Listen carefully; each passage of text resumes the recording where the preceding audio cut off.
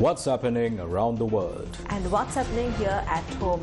Hello there and welcome. This is Primetime News coming to you live and direct from our Newsfirst studios here in Colombo. For the Newsfirst team, I am Rochelle Tumodin. And I'm Sandro Ferdinando. Let's take a look at your headlines for tonight. 43 politicians claim over 1.22 billion rupees in compensation for 2022 house fires, reveals Minister Nalinda. කෝටි 122.41යි. ඉතින් මෙන්න මෙහෙම තමයි බලය පාවිච්චි කරලා මේ අය මේ වන්දි මුදල් ලබාගත් ආකාරය. Attorney General meets with President. මට මාධ්‍යට කියන්න තරම් සාකච්ඡාවක් පුරේ නැහැ. හැබැයි අවස්ථාවක් තියෙනවා හෙට දින මාධ්‍ය ප්‍රකාශ විසින් කියයි. Was the recommendation to release father's murder suspects based on 2019 government's advice? Lasanta's daughter Ahimsa questions. Supreme Court schedules hearing for Mahinda Rajapaksa's fundamental rights petition on reduced security. GovPay launches tomorrow, marking a new era in digital payments. Opposition leader's statement heats up in parliament, later withdrawn. ගරු කතානායකතුමනි අපි මේක serious ගන්නවා. අපි ඔබතුමාගේ ඉල්ලාසෙන් එක්කම එතුමාට සමාව ගන්න කියන්න. මෙතන චණ්ඩි පාට එපා. Can the house come into order please?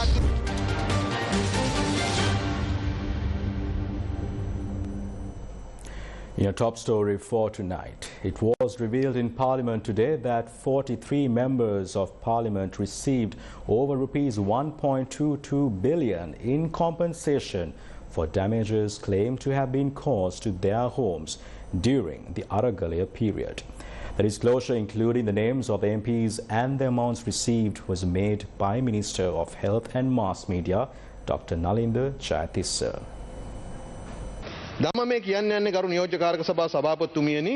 In 2022, there was significant property damage. During that time, politicians managed to claim compensation from the government. We saw the damage in the media, and it was evident that some divisional secretaries and district secretaries were pressured to overestimate the compensation.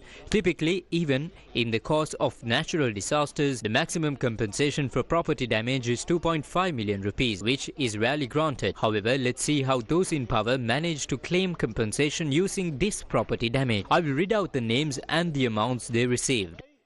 Kapila Nuwanathu Korala, 504,000 rupees. Vimla Veera Disanayaka, 550,000 rupees. Geeta Kumarasinghe, 972,000 rupees. Janaka Tisakutiarachi, 1.1 million 43,000 rupees. Gunapala Ratnasekara, 1.4 million 12,780 rupees. Premanatsi Dolavatta, 2.3 million rupees. Priyanka Jayaratna, 2.3 million 48,000 rupees. Sampath Korala, 2.5 million 40,610 rupees. Jayanta Katagoda, 2.8 million 14,800 rupees. Vimal Veeravansa, 2.9 million 54,000 rupees. Professor Channa Jayasumana, 3.3 million 34,000 rupees.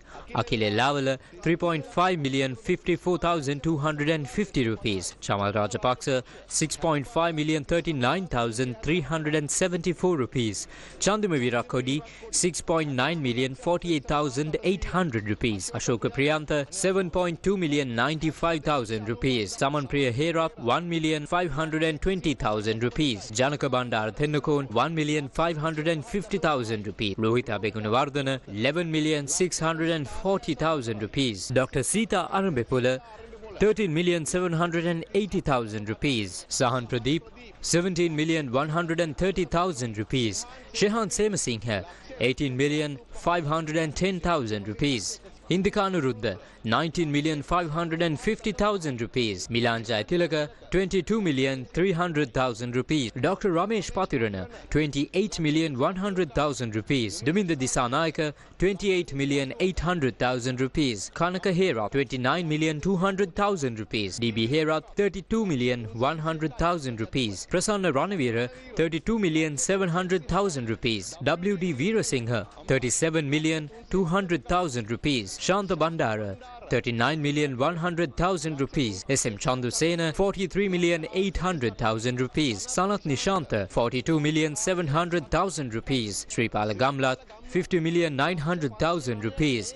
Arundika Fernando, 55,200,000 rupees. Sumit Udukumbura, 55,900,000 rupees. Prasanna Ranatunga, 56,100,000 rupees. Kokila Gunawardana, 58,700,000 rupees. Mohan P. De Silva, 60,100,000 rupees. Nima Lanza, 69,200,000 rupees. Ali Sabri Rahim, 70,900,000 rupees. Kamini Lokuge, 74,900,000 rupees. Johnston Fernando, 93,400,000 rupees. And Kelly Rambukwalla, 95,900,000 rupees. These 43 individuals alone have claimed a total of 1.22 billion rupees. This is how they have used their power to obtain compensation. For a farmer who suffers damage to their crop or a villager whose house is partially destroyed, it is extremely difficult to get compensation from the Divisional Secretary's office or the District Secretary's office. However, these individuals have pressured government officials to obtain these large sums of compensation. Therefore, Honourable Member, this is the state of our country's politics. This is what we are trying to change. In Parliament, these individuals are coming together to form alliances. They are discussing uniting and working together. They are doing this with the same group that has shared this compensation. Among them are those who have taken unethical amounts from the President's Fund, those who have obtained bar permits, and those who have claimed the compensation in this manner. They are all coming together to work against the government that is exposing these issues. They are not joining to support the changes in the political culture that this government is trying to bring about. They are discussing how to block these changes and stop these revelations. But remember, no matter how much they discuss and unite, we will not stop changing this political culture and bringing justice to the people. We will ensure that every cent of the taxes paid by the people is used for their benefit. These funds should be spent on health, education, transportation and infrastructure to make life easier for the people. That is the government's goal. Our ministers and our party are working towards this. We have been given the power to change this political culture, and we will definitely change it. No matter what obstacles are put in our way, we will not stop this journey. Attorney General Parinder Ranasinghe met with President Andrukumara Dissanayake this evening.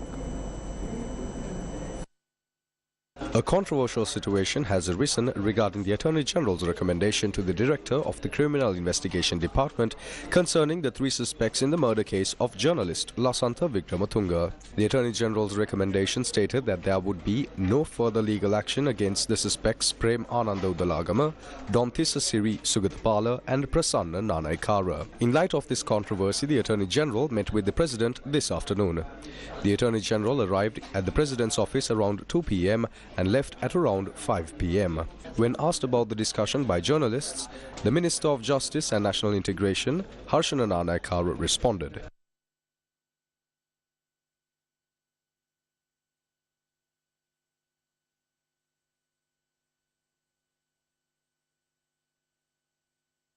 සාකච්ඡා මොකද උනේ sir? ඕගලන්ට දැනගන්න තරම් දෙයක් නැහැ. වෙන සාකච්ඡා කීපයක් වුණාද කියන්න තරම් මාධ්‍යට ප්‍රකාශ කරන්න තරම් දෙයක් සාකච්ඡා වුණේ නැහැ. නීතිපතිවරයා ගැන මොකද උනේ සාකච්ඡාව? මට මාධ්‍යට කියන්න තරම් දෙයක් සාකච්ඡා වුණේ නැහැ. හරි? දැන් ඇත්තටම අර මේ කතාබහකට ලක් වෙලා තියෙන මට මාධ්‍යට කියන්න තරම් සාකච්ඡාවක් වුණේ නැහැ. හැබැයි අවස්ථාවක් තියෙනවා නම් හෙට දින මාධ්‍ය ප්‍රකාශ විසින් කියයි. බොහොම ස්තුතියි. Today in Parliament, opinions were expressed regarding the Attorney General's recommendation. The assassination of Lasantha is not the only murder that occurred within this corrupt political environment. There were numerous other murders and attempted murders linked to this. Prem Ananda Udalagama was identified as a member of the unofficial hit squad. He was involved in several major crimes, including the assault on Upali Tennakon. He received several special privileges from the Gotabaya government. He was immediately sent out of the country and given a job at the German embassy as a sergeant major in the army. The government protected and sheltered him. Similarly, the officer in charge of the Mount Lavinia police station was arrested. He was influenced by Deputy Inspector General Prasanna Nanaikara, who was in charge of the area. The relevant notebook, which contained the numbers of the motorcycles used by Lasantha's assassins, was made to disappear. Additionally, pages from the police observation books were torn out.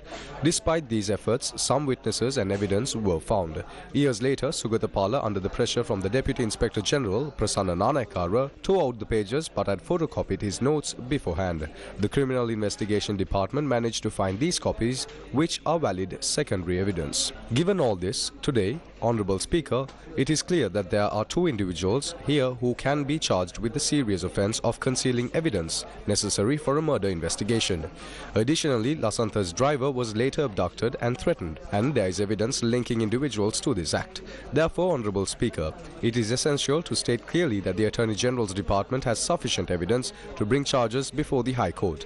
Despite numerous attempts to conceal this evidence in 2020, it remains intact. Thanks to the integrity and strength of a few police officers in the country who resisted pressure and other influencers, we have strong evidence. Based on my experience, I can say that Police Inspector Sugathapala, with over 30 years of experience, is a reliable eyewitness who has provided substantial evidence against others. This is a grave and unfortunate situation, and we believe this government has the backbone to reverse this situation and deliver justice. මේ තත්ත්වය ආපසු හරවලා යුක්තියෂ්ඨ කරන්න මේ ආණ්ඩුවට කොන්දක් තිබේ කියලා විශ්වාස කරනවා. විශේෂයෙන් ලසන්ත වික්‍රමතුංග මහතාගේ ඝාතනය පිළිබඳ නීතිපතිවරයාගේ මැදිහත්. Regarding the Attorney General's intervention in the assassination of Lasantha Vikramatunga, we have seen many crocodile tears from some who have been in power through various governments.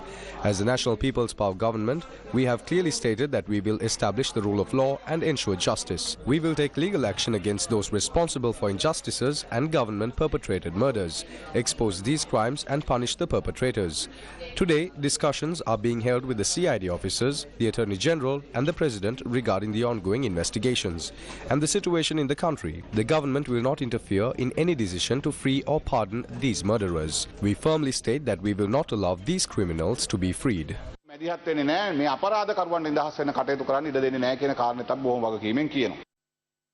Ahimsa Vikramatunga, daughter of the slain senior journalist Lasantha Vikramatunga, has written a detailed letter to Prime Minister Dr. Harini Amarasuriya. In her letter, she highlights that Attorney General Parinda Ranasinghe's decision to discharge 3 suspects in her father's assassination case was based on information presented by the government that came to power in 2019. Ahimsa accuses the Attorney General of gross abuse of power and neglect of duty in connection with the criminal proceedings related to her father's murder. She calls for his impeachment, emphasizing the need for accountability and justice. She recalls that following the victory of the Sri Lanka Podujana Peramuna in November 2019, the new government swiftly dismantled ongoing investigations into complex and symbolic crimes. She points out that the government also took swift action to punish the officers and witnesses involved in these investigations. As part of this effort, the then head of the Criminal Investigation Department selected a few pieces of evidence and requested the Attorney General's Department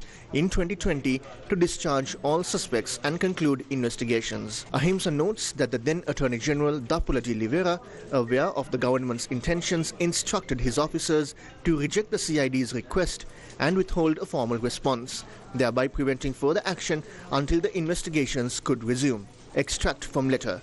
Quote, I became aware of these facts through correspondence I began with the National Police Commission on June 17, 2020 to protest the appointment of another suspect in my father's case as the director of the CID. The NPC confirmed to me on January 11, 2021 that the then CID director, SSP Prasanna Alvis, was indeed suspected of sabotaging my father's investigations. They, however, took no action to remove him or protect the integrity of the investigations. End quote and end of extract. Ahimsa Vikramatunga has criticized Attorney General Parinda Ranasinghe for relying on distorted and selectively chosen extracts from 5 years ago to dismiss charges against suspects in her father's assassination case. She argues that if Attorney General Parinda Ranasinghe was unaware of these facts, he is guilty of gross neglect of duty. Ahimsa emphasizes that it is not the role of the head of state to chase after an Attorney General who is metaphorically, quote, running around with a box of matches, unquote. She urges the Prime Minister to initiate impeachment proceedings against Ranasinghe. Despite the political risks, Ahimsa calls on the Prime Minister to review the decision and ensure justice is served. A group of media organizations, civil activists, trade union representatives and lawyers protested in front of the Attorney General's Department this afternoon, opposing the recommendations related to the investigation into the assassination of journalist Lasantha Vikramatunga.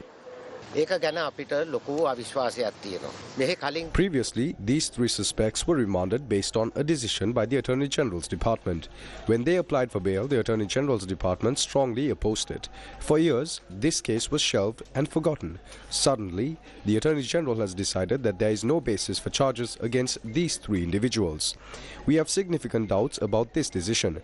Given the evidence previously gathered, it is hard for us to accept this. This decision is shocking. When this government came to power, they promised to investigate all these cases, not just once, but repeatedly. Even before and after the elections, they spoke about it in Parliament. Now, with this decision by the Attorney General, it feels like a slap in the face to the government.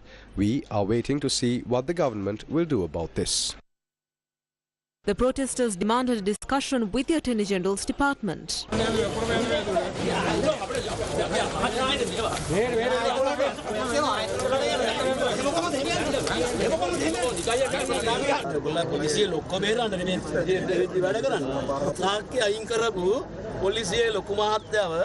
නඩුවෙන් අයින් කරලා නිකන් නීතිපති කියන්නේ. ඒකයිද ඔයගොල්ලෝ ඒට ආඩපක්ෂ ඉන්නේ. හා? පොලිසිය ලොක්කව බේරනවත් කැමතිද? අපි කිසි වෙලාවක ඉතින් කරන්නේ නැහැ. ඔයගොල්ලන්ගේ ආරක්ෂාවට අපි ආවා. අපිට ආරක්ෂාව නෙවෙයි. ආරක්ෂා දීපේ මේ මැඩම්ට ගමුද? නෑ අපි අරන් ඉන්න madam. 5 individuals were granted permission to have a discussion with the Attorney General's department. When Member of Parliament Mano Ganesan tried to join the discussion, he faced opposition.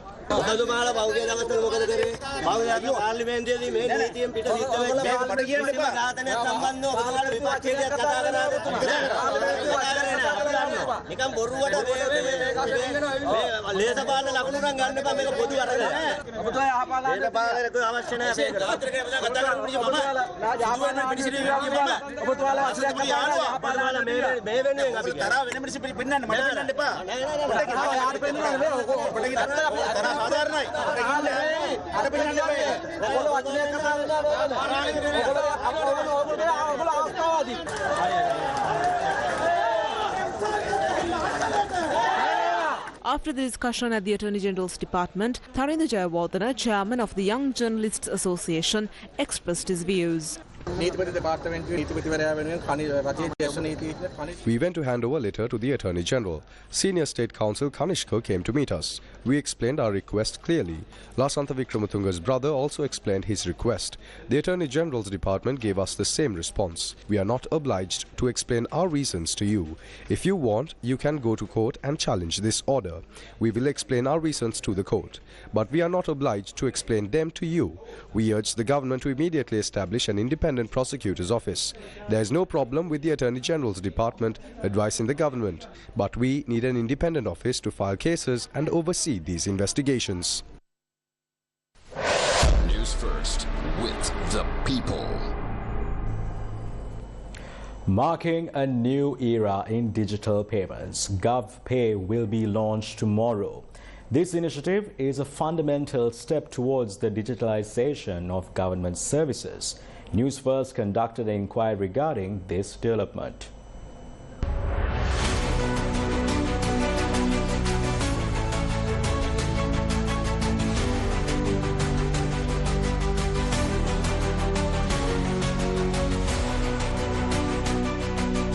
Digital करणे विशेषයෙන්ම රාජ්‍ය යාන්ත්‍රණයේ රාජ්‍ය පද්ධතියම නැත්නම් රාජ්‍ය ආයතන ඩිජිටල් කරණය ගැන මෙච්චර කාලයකට තිබේ පාලක විදෝෂය. ඒ කියන්නේ අද නොවේ හෙට කියන ප්‍රතිපත්ති. හැබැයි මේ සියල්ල වෙනස් වෙලා හෙට නැවුම් ආරම්භයක් දෙන්න. ඒ තමයි GovPay. මොකද්ද මේ GovPay කියන්නේ? GovPay කියන්නේ දන්නවද? දන්නේ නැහැ. ඒක තමයි දැනගන්න ඉස්සර මොකද්ද කියන්නේ. දැක්කම දන්නේ නැහැ කියන්නේ. මොකක්ද GovPay? ටීවී ප්‍රෝග්‍රෑම් එකක්ද නැත්නම් ටෙලි නාට්‍යයක්ද? ගවර්න්මන්ට් එකේ පේමන්ට්ස් කරන ඇප් එකනේ. නෑ නෑ ඕක තමයි ලැබුණු ප්‍රතිචාරය. හැබැයි මොකද්ද මේ GovPay කියන්නේ? මේක දැනගන්නම වටින එක. GovPay කියන්නේ සරල දෙයක්. තමන් මෙතෙක් කල රාජ්‍ය ආයතනයක දෙනයකට ගෙවීමක් කරනවා නම් ඒ ගෙවීම කරේ කාසිහා නෝට්ටු භාවිත කරලා එතෙන්ට ගිහිල්ලා. දැන් මේ ගෙවීම ගෙදර ඉඳන් තමන් භාවිතා කරන අන්තර්ජාලය හරහා ඉන්ටර්නෙට් බැංකින් මොබයිල් බැංකින් ඕනෑම ඇප් එකක් හරහා ඒ ගෙවීම ගෙදර ඉඳන් කරන්න පුළුවන් ක්‍රමවේදයක් සකස් කරලා තියෙන්නේ. ඒක තමයි මේ හෙට ලොන්ච් කරන්නේ. කොහොමද මේක කරන්නේ? ඇප් එකක්ද මොකක්ද මේ තමන් ගාව තියෙන ඕනෑම ඇප් එකක් වෙන්න පුළුවන්. ඉන්ටර්නෙට් බැංකින් මොබයිල් බැංකින් හරහා තමන්ට අර අපි කියමු වරිපණන් ගෙවනවා කියලා. ඒකට රිසිට් එකක් චිට් එකක් එනවනේ. ඒ චිට් එකේ තියෙන ඉන්ෆර්මේෂන් එකේ ඇප් එකේ දාලා මුදල දාලා ගෙවුවහම තමන්ට එවෙලම රිසිට් එකක් හම්බ වෙනවා. ඊට පස්සේ ඒ ආයතනයෙන් බැංකුවට මුදල් ලැබුණා කියලා වෙරිෆයි කරාම ලව්පේ කියන ෂෝට් කෝඩ් එකෙන් SMS එකක් එනවා ඒ මුදල් ලැබුණා කියලා. රාජ්‍ය ආයතන කියන කාරණෙත් එක්කම අපිට මතක වෙන්නේ පගාව දූෂණය වංචා ඒ වගේ දේවල්. ඒවටත් යම් පිටවල මේක සාමාන්‍ය මේ ඩිජිටල් කරණය හරහා ගියාම මේ ට්‍රාන්සැක්ෂන් ඔක්කොම රෙකෝඩ් වෙනවනේ. ඒතර ඒ ට්‍රාන්සැක්ෂන් එක රෙකෝඩ් වුණාම ඒ කිසිම දූෂණ වංචා කරන්න බෑ. මොකද ඒ ට්‍රාන්සැක්ෂන් එක රෙකෝඩ් වෙලා තියෙනවා. දැන් මොන රාජ්‍ය අතර සමස්ත රාජ්‍ය යාන්ත්‍රණය තුලම මේ ක්‍රියාත්මක වෙනවද කොහොමද මුලින් ආරම්භය වෙන්නේ? දැනට නියම ප්‍රෝග්‍රෑම් එකක් හැටියට අපි රාජ්‍ය ආයතන 16ක් තමයි සම්බන්ධ කරගෙන තියෙන්නේ. අපි අප්‍රේල් වෙනකොට මේක 50 දක්වා වැඩි කරන්න අපි බලාපොරොත්තු වෙනවා. අවුරුදු අන්තිම වෙනකොට 100ක් වගේ ගේන්න. ඒ කියන්නේ වැඩියෙන්ම ට්‍රාන්සැක්ෂන් වෙන රාජ්‍ය ආයතන තමයි මේකට අපි යොදව ගන්න හදන්නේ ඉස්සෙල්ලම. මොරටු යුනිවර්සිටියේ විශ්වවිද්‍යාල පද්ධතිය අපි කියන බලාපොරොත්තු වෙනවා. දැනට මොරටු විශ්වවිද්‍යාලය ඇවිල්ලා තියෙනවා. ඊට අමතරව පළාත් සභා නගර සභා ඒ ඔක්කොම මේකට කියන ගව්පේ හෙට ඉඳන් ජනසතු වෙනවා. මොකද්ද ජනතාව මේ ගැන හිතන්නේ? ඇත්තටම ඒ කියන්නේ ඒ වගේ ඩිජිටලයිස් වෙනවා නම් ඇප් එකක් තියෙනවා නම් ඇත්තටම යූස්ෆුල්. ඉතින් මම හිතනවා ඒක ගොඩක් බෙනිෆිට්ස් තියෙනවා කියලා ඉතින්. හොඳයි රටටත් හොඳයිනේ මහජනයටත් හොඳයිනේ. ඕනේ සේටම හොඳයිනේ. ෆෝන් එකෙන්ම ගෙවන්න පුළුවන් අපිට. ලේසි රස්තියද වෙන්න ඕනේ නැහැ. පොලිමේ ඉන්න ඕනේ නැහැ. ඒක ඇත්ත හොඳ මේකක් කියලා. මොකද ඒක අපි තාක්ෂණයත් එක්ක ඉස්සරහට යන්න ඕනේ. සාමාන්‍ය ෆෝන් එකක් ගත්තට ෆෝන් එකේ හැමදේම කරන්න පුළුවන්. හැම පේමන්ට් එකක් කරන්න පුළුවන්. ඒතකොට අපිට ඒ ආයතන වලට ගිහිල්ලා කාලය නාස්ති කරන්න ඕනේ නැහැ. මේක ෆෝන් එකේ කරන්න පුළුවන් හොඳ දෙයක් ඕක. ඇත්තටම අපි රජයේ ආයතනයකට දෙයක් ගෙවනවා කොහොම පට්ට පොලිමක් තියෙන සංස්කෘතිය තමයි කලින් තිබුණේ. ඒ විදිහට බලනකොට මේ වගේ ඇප් එකක් එන එක අපිට ගොඩක් පහසුවක්. රාජ්‍ය ආයතන කියනකොටම අපිට පහුගිය කාලේ මතක් වුණේ වංචා දූෂණ අක්‍රමිකතා වගේ දේවල්. ඒ වගේම පොලි. ඉතින් ගෞපේ හරහා මේ සියල්ලට තිත තබන අලුත් මාවතක් ඉවර වෙයි කියලා අපි විශ්වාස කරනවා. The ruling party expressed its opposition to a response made by opposition leader Sajith Premadasa to the deputy speaker in parliament today. This led to a heated debate in parliament, resulting in the opposition leader having to withdraw his statement.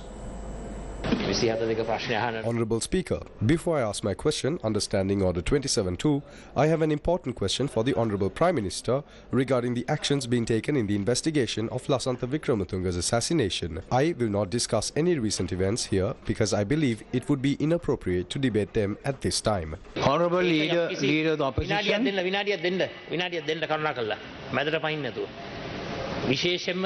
Honourable Leader of the Opposition, this doesn't fall within the 27.2 standing order. ගොඩක් ඡන්දිය අවිල්ලානේ. දැන් ඊයේ එක්කෙනෙක් කතානායකතුමාට මෙතන shame on you කියලා කෑ ගැහුවා. අද එක්කෙනෙක් කිව්වා There's a lot of aggression here. Yesterday someone shouted shame on you at the speaker. Today someone is shouting at the government whip. Now the opposition leader is telling you not to interrupt. Honourable Speaker, before anything else, you need to ask him to withdraw that statement. The opposition leader is supposed to ask this question under Standing Order 27.2 and the minister is ready to respond. Instead, he is misusing this opportunity to ask you a question to the Prime Minister, which is against the standing orders. We tolerated it because he is the opposition leader. The Speaker has already said not to do this. Now, he is telling the Deputy Speaker not to interrupt. Honourable Speaker, I request that you ask him to apologise immediately. No, we are taking this seriously. Honourable Speaker, we are taking this seriously. What is this? What is this? Honourable, okay, order please. Can you please listen to me? I am the chair here. In fact, Honourable Leader of the Opposition, the remark you made insult to the chair. It's not me personally, but this chair. It's an insult. An honourable member who made a statement yesterday saying it's a shame, that was again an insult. I was not on the chair. Please sit down, please. It's my chance to speak. Please sit down, please. Please sit down, honourable member. I'm asking you respectfully to sit down. That was also an insult to the chair to call it a shame. But I was not on the chair that day. Actually, please, can you please sit down? Can you please sit down? Maintain the decorum of this house. Please maintain the decorum of this house.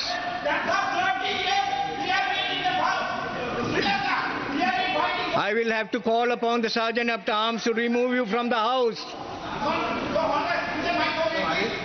Can you please sit down? You call the chair a shame.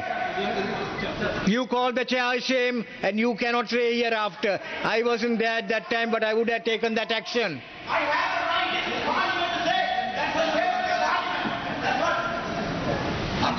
Honorable opposition leader, actually, I was shocked to hear that word from you. I have so much of respect for you. Please, so may I please request you to withdraw that in honor, not for me, for this chair. Please. Yes, Honorable Leader of the Opposition. So, Honorable Deputy Speaker, when I mentioned that word Medata Panindepa, I actually meant please don't obstruct, but I used a different word, and if you consider it as an insult to the chair, I withdraw it. I have no problem in withdrawing anything untoward. Okay. I don't okay. have an ego. I don't have a personal ego. I don't have chips on my shoulders. Meanwhile, the Supreme Court has scheduled a hearing for the 19th of March to consider the fundamental rights petition filed by former President Mahinda Rajapaksa.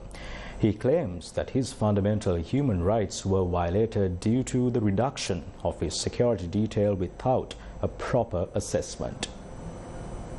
The fundamental rights application by former President Mahinda Rajapaksa was taken up in the presence of a three-judge bench comprising Justices P. Padman Surasena, Janak De Silva and Sampath Abekun. During the hearing, Additional Solicitor General Varunika Hettige, representing the respondents, requested time to obtain instructions and present objections. The court granted this request, allowing both parties to submit their arguments. President's Counsel Ali Sabri, representing Mahinda Rajapaksa, argued that the reduction of his client's security was done without any proper security assessment. He emphasized that any decision regarding security should be based on a thorough evaluation. This Litfest, let's make it count. Fuel dreams, change the future. For hundreds of students at the Sri Gunananda School in Udugama Galle.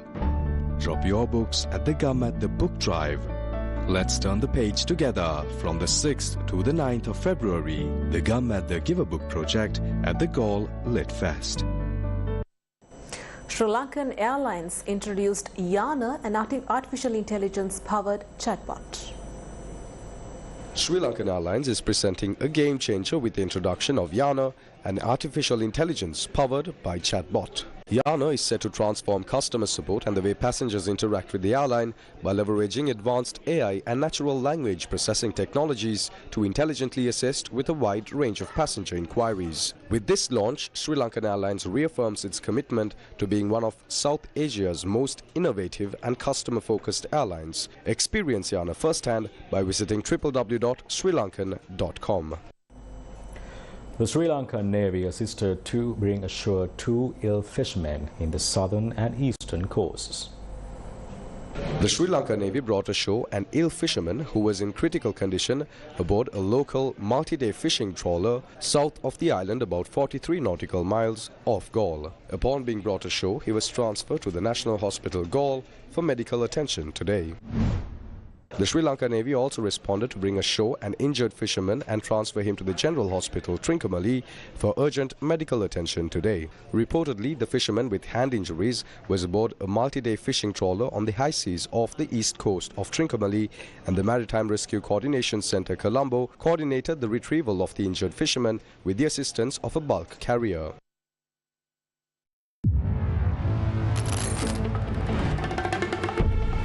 लाला संभल के हर तरफ खतरा है।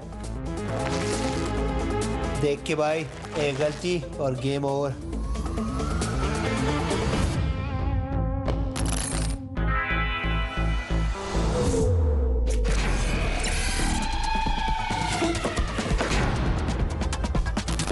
Can you do this, Hardik? ये champions का game है. It's all on the line.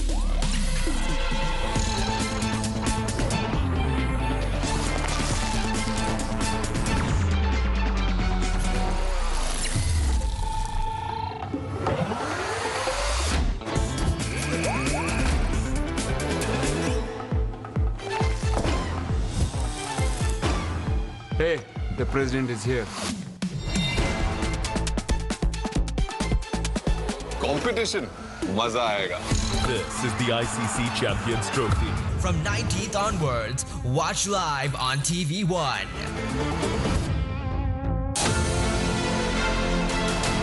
මේ වසන්තේ මේ ආරාධනය විසේකාර දඟකාර හැඩකාර කුමාරයන්ට සහ කෝල කොමල මනලෝල කුමාරයන්ටයි මේ වසන්තේ සිරස වසන්ත කුමරා සහ කුමරිය ලෙස කිරුළු පළදින්න දැන්ම සැරසෙන්න වයස අවුරුදු 18ත් 25ත් අතර කුමාරයන් සහ කුමාරියන් මෑතකදිගත් ඡායාරූපයක් සමග පෙබරවාරි 20 වෙනිදාට පෙර අයදුම් කරන්න. ලිපිනය නිෂ්පාදක සිරස වසන්ත කුමරා සහ කුමරිය ස්ටයින් ස්ටුඩියෝ බොරුපන පාර Ratmalana. පිවිසෙන්න awurudu.sirasatv.lk. Continuing in more local news, the launch of the Sri Lanka Conference Ambassador Program aimed at making the island nation a premier destination for international conferences took place in Colombo. The Sri Lanka Conference Ambassador Program, the first of its kind initiative, is presented by Cinnamon Hotels and Resorts, the Sri Lanka Convention Bureau and Sri Lankan Airlines. It brings together trusted entities to promote Sri Lanka as a global hub for business events. What are the best practices and how are they doing it? How did they change their platforms? And there was a couple of clear indicators that we found. One of them was confidence. The confidence in believing in what you're selling, in believing that we are the best in class. And in Sri Lanka's case, to have the unbreakable belief in that Sri Lanka is a destination on the global stage to have conferences, whether it be MICE or whatever it is, that can drive business, and we can host these very big and important conferences right here in Sri Lanka with the various stakeholders, infrastructure and hotels and entertainment and everything else that goes with MICE. And I believe we have that. We know that we have that, and we just need to have a way in which to instill this confidence into our business partners in the world that we talk to. The second point was collaboration. It was very clear that all of these countries and cities that grew their platform and grew their market segment had extremely strong collaboration, both from the public sector and the private sector. We have had that over the years as a nation and as a city and as a country. The Sri Lanka Conference Ambassador Program is designed to empower and engage local association leaders and professionals to act as ambassadors, advocating for Sri Lanka on the global stage. With 25 ambassadors already on board, SLCAP will identify and support influential leaders in their fields to attract international conferences to Sri Lanka. The role of ambassadors under SLCAP is to actively promote Sri Lanka as a business events destination, assist in preparing bids and proposals to secure international conferences, engage in knowledge exchange by participating in industry events, and nominate future ambassadors to sustain and grow the program. The program aims to transform the country's meetings, incentives, conferences and exhibitions landscape, driving economic growth, promoting sustainability and knowledge exchange. The Masters Cricket USA over 50 World Cup cricket team made a donation to the Indira Cancer Trust. The Masters Cricket USA over 50 World Cup cricket team is in Sri Lanka for the prestigious IMC Over 50s World Cup 2025 set to take place in Colombo. US Ambassador to Sri Lanka Jolie Chung and Masters Cricket USA over 50 World Cup cricket team visited Suwarana, a place for healing, and Indira Cancer Trust to make a significant donation. Cricket is, of course, the national sport here that everybody loves, and such a beloved way of showing sports diplomacy and a way to share friendship and philanthropy. But beyond that, beyond the love of the game, you've gone so much more beyond here and around the world through the generosity of your hearts, and to raise funds to donate. You could be doing a million other things with those funding, but to come here to Suwarana and dedicate your funds here, it truly means so much to me as a U.S. ambassador to be proud of a U.S. organization, but to be proud of what we continue to do here in Sri Lanka as American, not only the American government, but the American people, American organizations, American philanthropic groups. We want to show our friendship in every way possible. And I want to take a moment to speak to the parents and the children here. I'm sorry, I can't speak Sinhala or Tamil, but I know that you are here with hope in this beautiful healing garden. As you sit around and smell the herbs and listen to the water and know that you are surrounded by those who care for you and your children to give you that time of healing and hope. And so I stand with you, the parents who have gone through so much, and the children, of course, who have gone through so much. Your courage, your bravery, your heart is why we're all here today. The Masters Cricket USA over 50 World Cup cricket team made a donation to the Indira Cancer Trust. I mean, obviously we can't solve world hunger, but how can we make an impact in a little way, help communities, help other nonprofits, fellow organizations in our own little way? What can we do and how can we get involved, especially on tours when we go across the globe? Just to give you additional context, we have been on at least 8 international tours, and that's where we thought it's a wonderful idea to sort of work with the Department of States, the embassies across the globe that have been extremely patient, flexible, and super friendly in helping us collaborate and actually be able to execute some of these initiatives. With that said, Madam Ambassador Julie Young and the entire team, thank you very much for accepting our invitation and being here for this wonderful cause. Thank you so much. Well, what else can I say other than wishing the entire organization the very best? And of course, I know with the kind of support, with the kind of enthusiasm you have developed, I'm sure you guys will continue to go places and scale this to make this even better. Such an honor. So happy. The RKW Gunasekara Memorial Oration took place in Colombo today. President's Counsel Justice Yasantha Kodagoda, a judge of the Supreme Court of Sri Lanka, delivered the oration on freedom of speech, Supreme Court jurisprudence and challenges. Driven operations will continue to feed the viewer or the consumer with what it thinks the consumer wishes to see or hear. Thus, you would appreciate the potential for these new channels of communication to influence political decision making and, of course, the exercise of franchise. It can well be argued, ladies and gentlemen, that the degree of influence with social media, which social media exerts on us, is beyond what is ethically permissible and may even border on subtle ways of coercion, resulting in spontaneous and unintentional decision making and involuntary behavior. Whether these emerging challenges arising out of new digital communication channels, including the social media, necessitate a fresh look at the fundamental right to free speech, is a debatable issue, possibly awakened by the ground realities associated with the effect of social media on the political landscape and its potential to be abused to defame individuals, to cause the commission of certain grievous crimes such as online obscenity relating to children, criminal intimidation, dissemination of religious extremism, terrorist funding, causing sexual harassment, and scandalizing the judiciary and judicial institutions.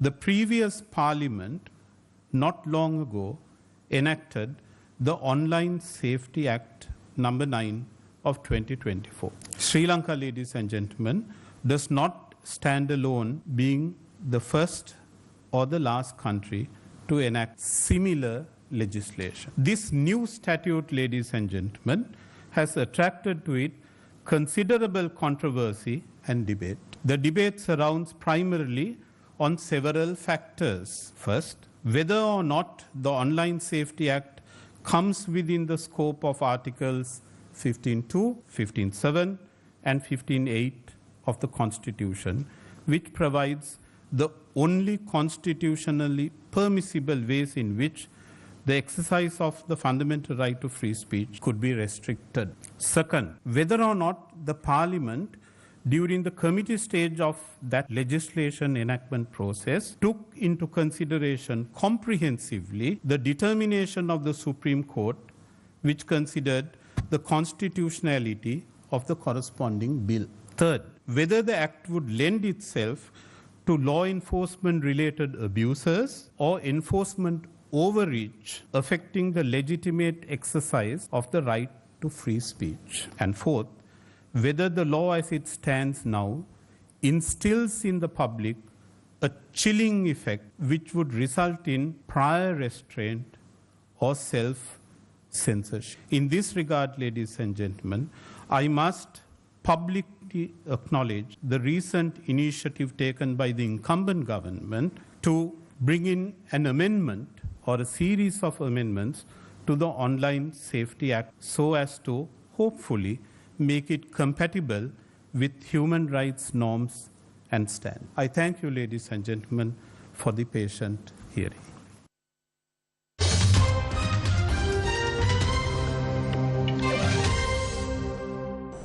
The U.S. Agency for International Development is at the center of political firestorm after the Trump administration indicated that it will shut down as an independent agency and possibly move it under the State Department in a larger effort to crack down on federal bureaucracy. U.S. aid delivers billions of dollars in humanitarian aid overseas, funding that advocates say provides a critical lifeline to more than 100 countries at only a small fraction of the overall federal budget. Thousands of employees at the U.S. Agency for International Development, or USAID, will be placed on leave from Friday night. A USAID statement said the order would affect all direct hire personnel except those on mission-critical functions, co-leadership and specially designated programs. It's unclear exactly which jobs are affected. The statement, posted on the agency's website, said employees would be notified by Thursday afternoon. The Trump administration has said USAID is wasting money and needs to align with the president's policy priorities. Agency staff, backed by the Democratic lawmakers, have protested over the cuts, saying they will put lives in danger and hamper national security. President Donald Trump's earlier decision to freeze foreign assistance has upended the global aid system, with effects already felt in multiple countries. The agency, which provides humanitarian aid to more than 100 countries, employs 10,000 people worldwide. Two-thirds of those people work overseas. USAID, founded in 1961, has a budget of around $40 billion per year. In a statement on its website on Tuesday, USAID said it would work with the U.S. Department of State to arrange and pay for return travel for personnel posted outside the U.S. within 30 days. An event to coincide with the 175th anniversary of St. Thomas's College took place last evening.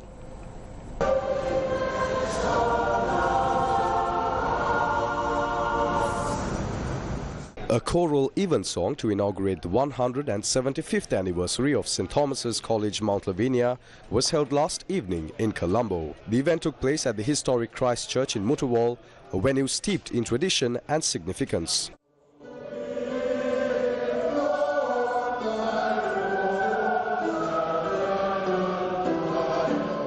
The ceremony was graced by a distinguished gathering of alumni, current students and well-wishers, all coming together to celebrate the momentous occasion. The atmosphere was filled with a sense of pride and nostalgia as attendees reminisced about the rich history and legacy of St. Thomas's College. The choral evensong featured a selection of hymns and anthems. The event also influenced reflections that highlighted the college's journey over the past 175 years, its achievements and its contributions.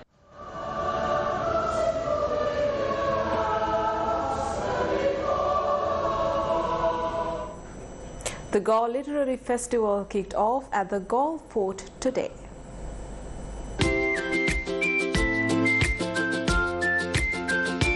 Happy headlines. The Galle Literary Festival 2025 kicked off today with workshops, conversations, poetry and much more happening at the heart of Galle.